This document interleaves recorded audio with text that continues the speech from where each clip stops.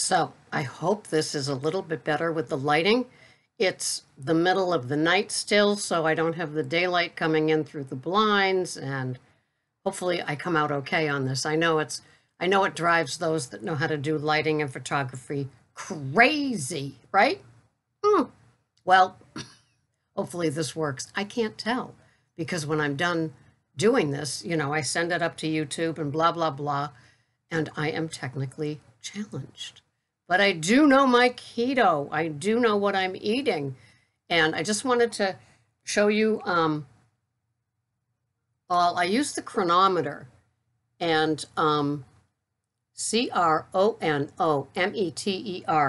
And in fact, I just took a survey, a 10-minute survey on the site asking me about it.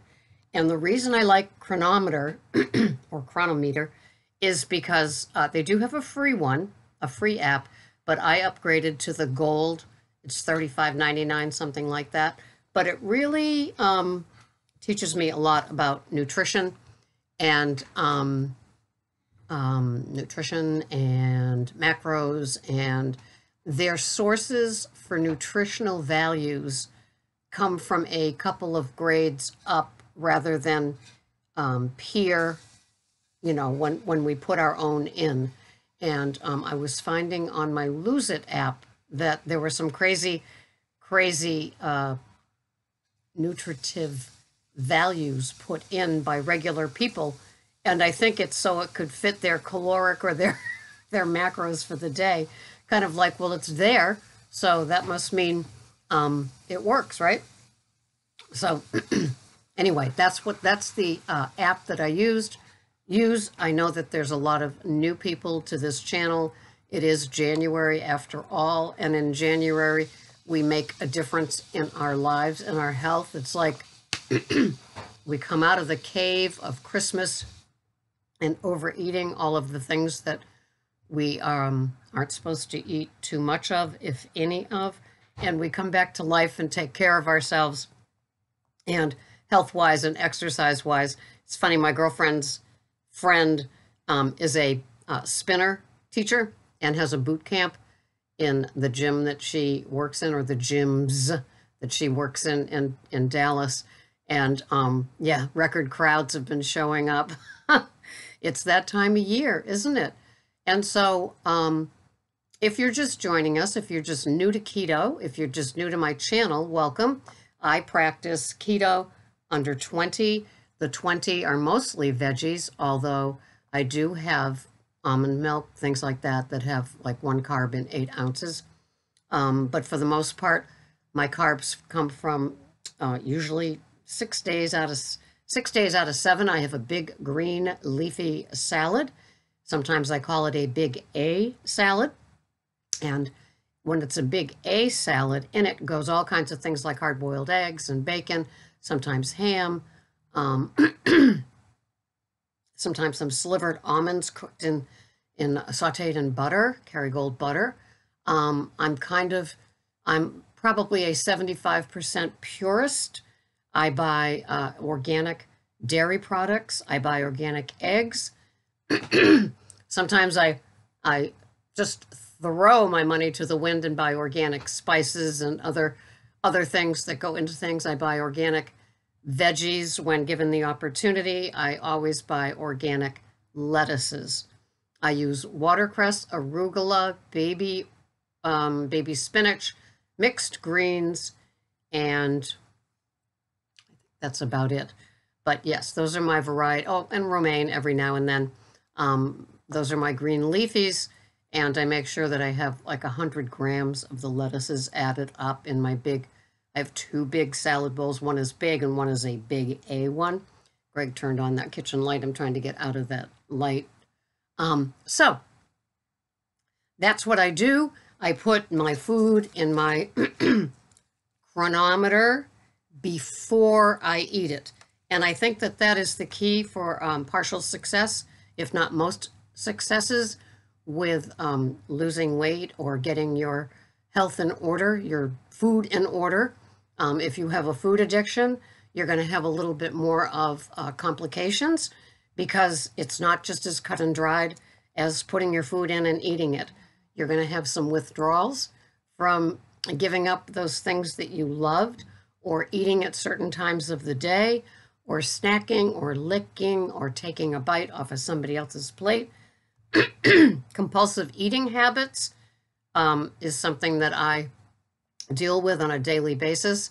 I feel that once you are an addict, be it alcohol, cigarettes, food, sugar, or just sweeteners, white things, white flours, white sugars, once you are an addict in those areas, you are always an addict and you're maintaining your addiction. Hence the pickle phrase.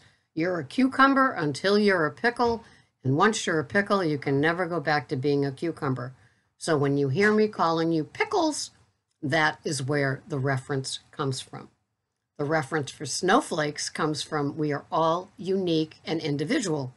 So when I say I have 110 grams of fat in my keto food program on a daily basis, which I do, then you don't need to come back and lecture me, and I won't lecture you.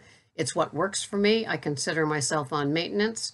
Today is Wednesday, so I'm going by last Thursday morning's naked weigh-in, and it was 122.2. Tomorrow morning, at the crack of dawn, I will be stepping onto my scale and seeing what I weigh, and that's what I put in to my chronometer. I can put in my weight, as well as how many miles I walk every day. And so that's how I roll with that. Is exercise important to me?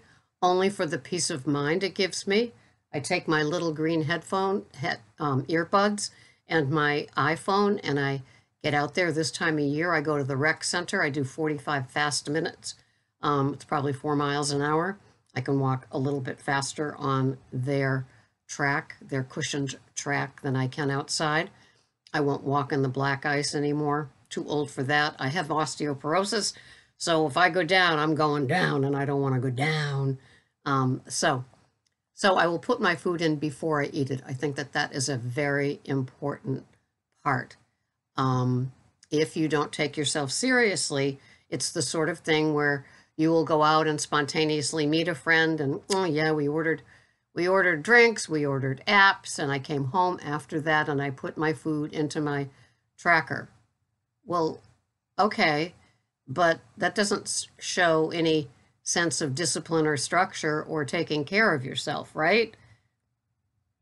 Right? So you want to take care of yourself and put your food in before you go. And if you can't go without resisting temptation, there's a saying, I can resist everything but temptation, then you're going to have some parts of your food plan or your health journey that are bumpy. And I think that's probably part of what we need to learn. I know that I've learned it as I've gotten older. I began to deal with my food addiction and Overeaters Anonymous when I was in my 20s in the 1970s. So it was a long time ago. And like I said, once a pickle, always a pickle. And so I know I'm a food addict. And by now, after almost 40 something years, I am well aware of my trigger foods and my cravings and all of those sort of things. I think the first thing I noticed about keto, once I became keto under 20, actually low carb, high fat, when I gave up my white flours, I gave up all grains and all sugars. I was still having some fruit. Once I gave up those things, though, the sugar cravings went away. And I'm a firm believer that if it's just like alcohol and it's just like cigarettes, if you have a little of something you are addicted to, your pilot light stays lit and you want to keep having more of it. And if you stay away from that thing, for me, staying away from the grains and the sugars, put out that pilot light, and it doesn't get lit and flamed. That's why I don't have keto-fied bread items or desserts. It just wouldn't work for me, even though the grains come from nut flours and the sugars come from, keto approved sweeteners, I would still be triggered. To me today, a nut butter or a nut would be what I would consider dessert. But the word dessert isn't even in my, lexicon, my range of language. I don't think that way. I have my one meal a day. It took me a while to get to one meal a day. I was 2 meals a day with my one bulletproof coffee, and I would have my first meal at noon and my second meal between 3 and 4. Now I'm a 2 bulletproof coffee person between 3 a.m., which is when I usually get up, and 3 to 4 p.m. when I have my first meal. I have the 2 bulletproof coffees, and that seems to satiate me and carry me. It's kind of like a fuel source, as it were, without food. I call it fat fasting. Other people, other purists or righteous people might call it something different. They might call it not even fasting. It works for me. So I totally respect what works for you guys. If you're not happy with something and you're working on tweaking it, good for you. That's the point here, is that it's a grown-up food plan. We understand it's a way of eating, W-O-E, for a way of life, W-O-L. And so we take care of ourselves, and that's the snowflake part. The turtle part comes from that we believe in a slow recovery, and we are totally happy with that. And if it's not happening fast enough, we don't get impatient and start doing crazy things to make it better. We just continue on and accept that it's a slow recovery. If you spent 65 years like I did eating sugars and grains and the standard American diet and all the chemicals and processed foods, you're going to understand that it's going to take a while to heal your body. And we want to heal our body from the insides out. That's the deal. That's what first got me connected to Dr. Eric Berg, because he talked about healing the body with food before we go on a weight loss journey. And there is a difference there.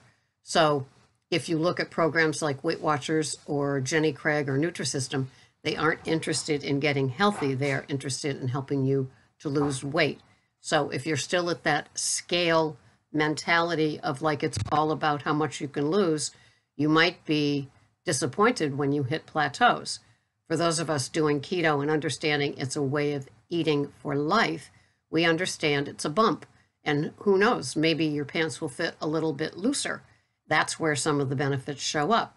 Others of us like the idea of the better sleep, the better mood, the better balance, things like that.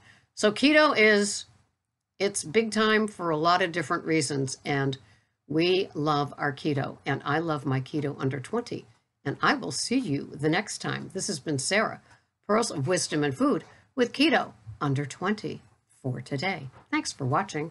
Bye-bye for now.